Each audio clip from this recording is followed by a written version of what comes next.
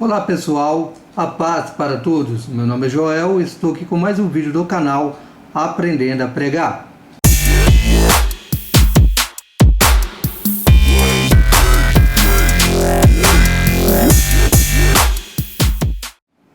No vídeo de hoje nós vamos dar continuidade ao desenvolvimento a respeito da interpretação dos textos da Bíblia, ok? Nós estamos aí com o texto de Mateus, capítulo 22, versículo 29, que diz, errais não conhecendo as Escrituras e nem o poder de Deus, ok?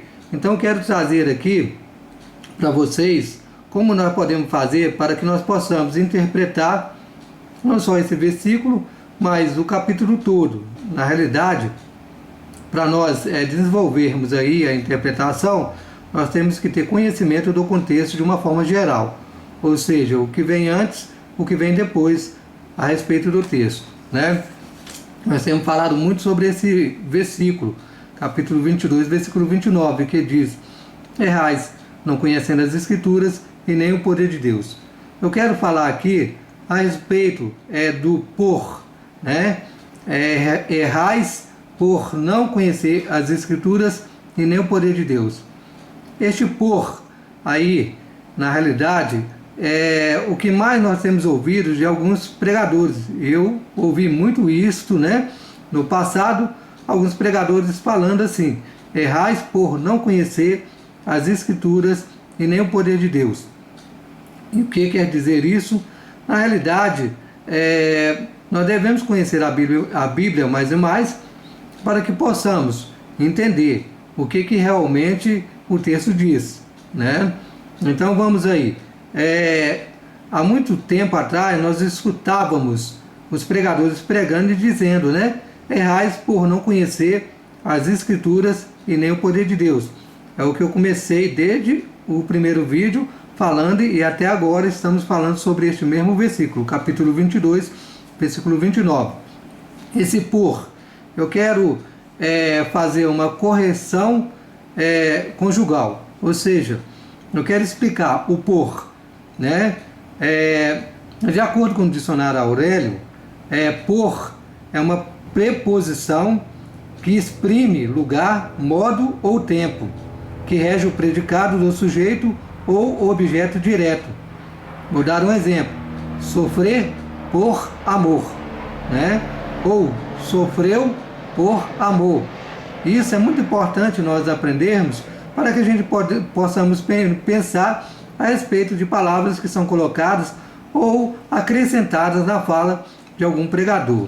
Esse por é uma palavra colocada aí e ela não diminui e nem acrescenta nada ao texto com relação à sua interpretação, ok? Então nós vamos discorrer de como nós podemos fazer uma exegese do capítulo todo de Mateus 22, ok? A primeira coisa que devemos pensar quando vamos fazer uma exegese do texto é pensar qual que é a mensagem central do texto, como o texto é estruturado, como existe a estrutura do texto, Então nós vamos aí pensar no capítulo 22 de Mateus até o versículo de número 46, Mateus capítulo 22, versículo 1 a 46. Como que nós vamos dividir esse texto para que nós possamos entender a estrutura do texto, Então a estrutura do texto começa a partir do versículo de número 1, de número 1 a 14. Nós encontramos Jesus falando sobre as parábolas das bodas, Ou seja, Jesus está falando ali uma parábola e discorrendo, explicando como que é comparado o reino dos céus em relação a essa parábola. Mas nós não vamos entrar dentro desse assunto, ok? Nós estamos falando sobre a estrutura do texto. No versículo 15 a 33, tributo a César, E dentro desse versículo 15 a 33 aí, nós encontramos também a respeito da ressurreição, a respeito da pergunta que os saduceus fizeram para Jesus a respeito da ressurreição, ok? Do versículo 34 ao versículo 40, nós encontramos o grande mandamento. Jesus falando sobre o grande mandamento, né? Que é amarás o teu Deus de todo o teu coração, de todas as tuas forças, de toda a tua alma, de todo o seu entendimento, ok? No versículo 41 a 46, nós encontramos o assunto, Jesus falando sobre o Cristo, o filho de Davi, né? Aí nós podemos entender como é estruturado esse texto, como que ele foi ali estruturado dentro dos assuntos, ok? E nós não vamos aprofundar dentro dos assuntos isolados, a não ser o assunto que nos interessa, que é o assunto que está nos contendo a respeito, né, daquela pergunta: errais não conhecendo as Escrituras e nem o poder de Deus. Então, de acordo com a exegese, nós devemos pensar nessa estrutura, como que o texto é montado, como que ele é dividido, ok? Então nós devemos pensar também como que acontece a respeito do tipo de literatura, né? Ou seja, o tipo de literatura que é apresentado aqui para nós, para que nós possamos entender como que é direcionado essa palavra, como que é desenvolvido o assunto de acordo com a sua literatura, né? Ou seja, qual que é o tipo de literatura que nós estamos lendo aqui? Mateus capítulo 22, versículo 1 a 46. Essa literatura é um evangelho, ou seja, é o evangelho de Mateus, é um evangelho que quer dizer boas notícias, né? É uma narrativa de Mateus a respeito dos ensinos de Jesus, né? Então, o capítulo 22 todo é uma literatura narrativa, é uma narrativa de alguns ensinamentos de Jesus. E nesses ensinamentos nós encontramos aí 5 ensinamentos, né? O primeiro ensinamento é a parábola das bodas. O segundo ensinamento é a questão do tributo a César. O terceiro ensinamento é a respeito da ressurreição no último dia, né? E o quarto ensinamento é a respeito do grande mandamento do Senhor Jesus sobre o amor ao próximo e o amor a Deus. E o quinto e último é Cristo, o filho de Davi, como ele é apresentado como filho de Davi, né? Então nós devemos entender isso aí, para que possamos compreender de uma forma geral como o texto está sendo construído aí, para que nós possamos fazer uma boa exegese, ok? A exegese é muito importante a gente aprender ela.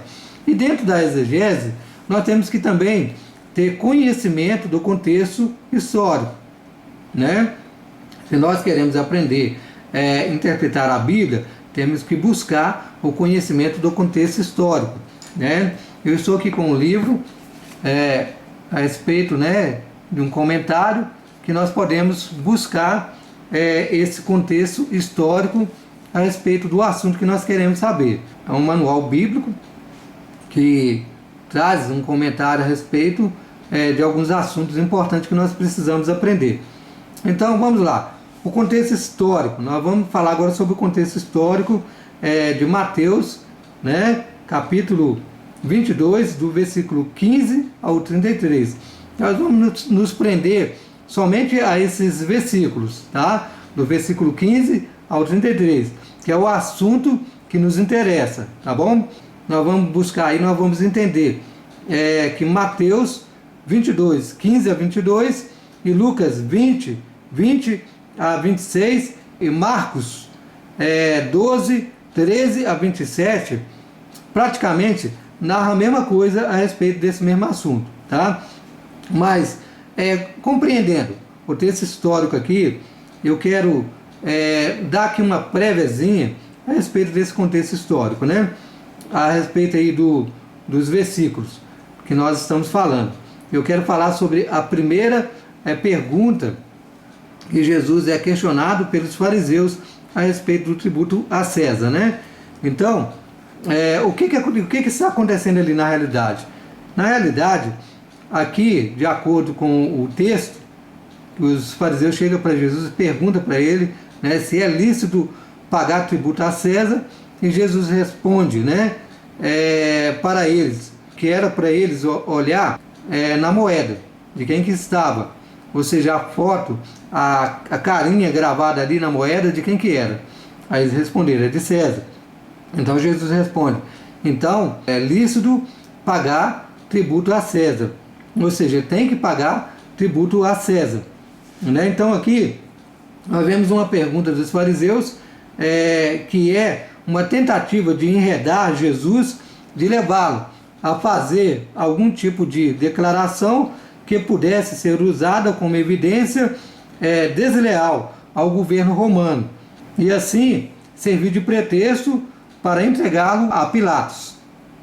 Jesus, com um golpe de mestre, ele responde, proclamou ali declaradamente separação entre César e entre a igreja, ou seja, ele proclamou a separação entre a igreja e o Estado. Os cristãos devem ser obedientes ao governo, mas o governo não tem o direito de determinar a religião de seus súditos. No versículo 23 até o versículo 32, nós vemos uma resposta de Jesus aos saduceus, ok? Então os saduceus eram materialistas naqueles dias. Não eram numerosos, mas eram cultos e ricos e influentes. Não acreditavam na ressurreição. A pergunta, com a tentativa de confundir, envolvia o caso que exigia a poligamia no céu. Jesus soluciona a questão com rapidez e singeleza.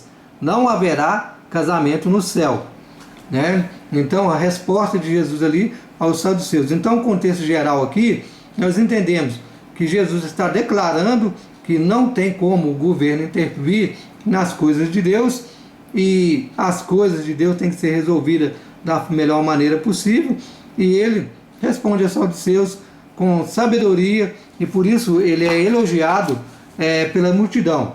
Então, agora nós vamos aqui entrar dentro do assunto da hermenêutica, para que nós possamos obter resposta a respeito desse texto, né? Nós estamos dentro de Mateus, capítulo 22, versículo 15 a 34. Então vamos aí. Para nós fazermos uma boa hermenêutica, nós temos que aplicar aqui o método estudo bíblico indutivo, ok? Então aí vem a pergunta, quem? Né? A pergunta sobre o texto, né? Quem? Quem compõe ali aquele contexto de uma forma que possamos compreender, né? Então, quem compõe o texto de uma forma geral, né? Então, nós respondendo essa pergunta, o texto é composto por várias pessoas ali, né? E nós encontramos Jesus, os fariseus, os herodianos, os saduceus e a multidão, ok? Onde? Onde aconteceu esse fato, esse acontecimento, né? Esse discurso de Jesus e essa resposta de Jesus aos fariseus e saduceus. Onde? No templo de Jerusalém. Então você volta a Bíblia aí, uma página, e vai no versículo 23 de Mateus 21. Aí nós encontramos o seguinte: e chegando ao templo, cercaram-se dele, estando ele já ensinando, os príncipes dos sacerdotes e os anciões do povo, dizendo: com que autoridade fazes isso? E quem te deu tal autoridade? Então Jesus estava onde? No templo de Jerusalém, ok? Como desenvolveu ali a respeito de tudo que foi dito aqui dentro do contexto, né? Jesus toma a palavra. No versículo 17, ele é interrompido pelos fariseus com a pergunta a respeito do tributo a César. No versículo 24 a 28, é interrompido pelos saduceus com a pergunta a respeito da ressurreição. No versículo 21 e 22, Jesus responde aos fariseus. No versículo 29 a 32, Jesus responde aos saduceus. E aí nós fechamos essa pergunta, como? Né? Então está desenvolvido aí a respeito de como aconteceu os fatos. Né? Por quê? Agora a pergunta, por quê? De acordo com o estudo bíblico indutivo, né? Para mostrar o conhecimento do mestre sobre todos os assuntos. Essa pergunta ela é bem objetiva, né? Para mostrar o conhecimento do mestre sobre todos os assuntos. Então fechamos aí a pergunta por quê? Para quê? Para que ficasse registrado como exemplo a respeito de como devemos responder às pessoas e procurar conhecer mais as Escrituras. Respondendo a pergunta, para quê? Para quem? Ou seja, para quem foi direcionado essa palavra? Para quem foi escrito esse livro, esse texto? Né? Aí nós vamos entender que esse livro ele foi escrito para os cristãos judeus, né? Mateus escreve aos cristãos judeus, né?